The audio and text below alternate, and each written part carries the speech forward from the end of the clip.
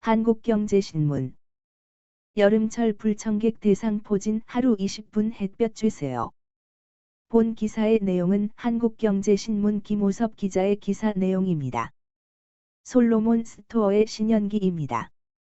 본 내용이 좋다고 생각되시면 구독과 좋아요 눌러주시면 저에게 많은 격려와 힘이 되어 좀 더 좋은 내용으로 보답하겠습니다.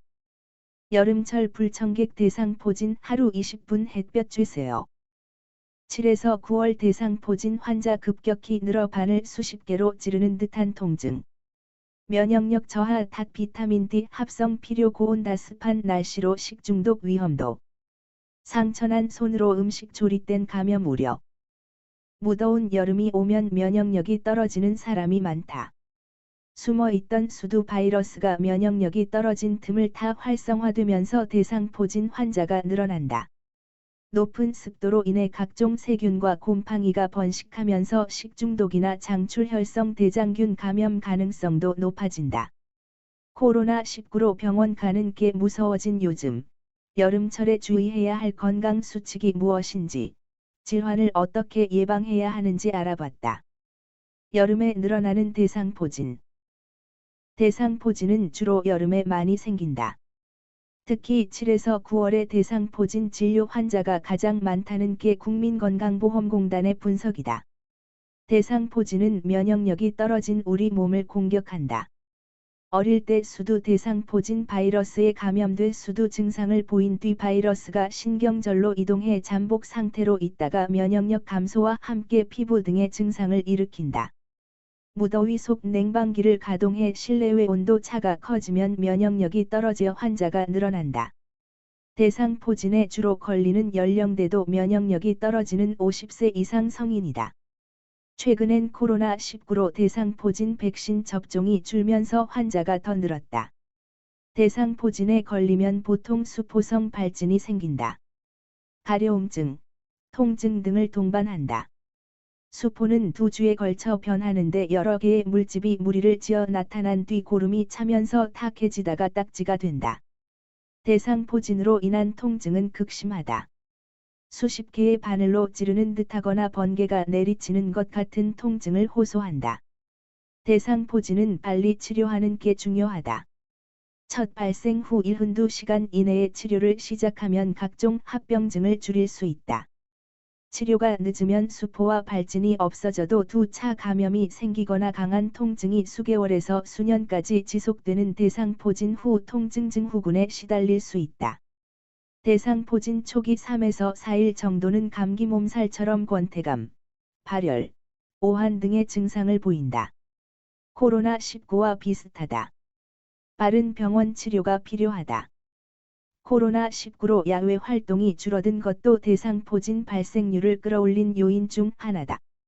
대상포진을 예방하기 위해서는 체내 면역세포 기능을 강화하고 질병을 예방하는 비타민 D가 필요하다. 하루 최소 20분은 햇볕을 쬐 비타민 D를 합성해야 한다고 전문가들은 조언한다. 여름철 식중독도 조심해야. 여름철에는 고온, 습한 날씨로 인해 식중독도 늘어난다. 식품의약품안전처는 지난달 올해 식중독 발생 가능성이 높다며 주의를 당부했다. 최근 5년간 식중독 발생 현황을 보면 전체 발생 건수의 58%, 114건, 환자 수의 71%, 6,357명,가 여름철에 나왔다. 가장 위험한 식중독 중 하나는 햄버거병으로 알려진 장출혈성 대장균 감염이다. 오염된 음식을 먹으면 걸리는 식중독균이다. 지난해 경기 안산 유치원생 57명이 집단 감염된 바로 그 식중독이다. 장출혈성 대장균에 감염되면 베로톡신 같은 독성 물질로 인해 설사, 복통, 혈변 등의 증상이 생긴다. 전염성이 비교적 강하다. 갈아 만든 소고기를 먹을 때 감염되는 환자가 많다. 어린이와 노인은 용혈성 요독 증후군, 호스로 이어질 위험이 높다. 갑자기 신장 기능이 망가져 환자 절반이 투석 치료를 해야 할 정도로 심각하게 진행된다. 유아 치사율은 10%, 노인 치사율은 50%에 이르는 것으로 알려졌다. 장출혈성 대장균의 합병증인 호스는 1980년대 미국에서 처음 발견됐다.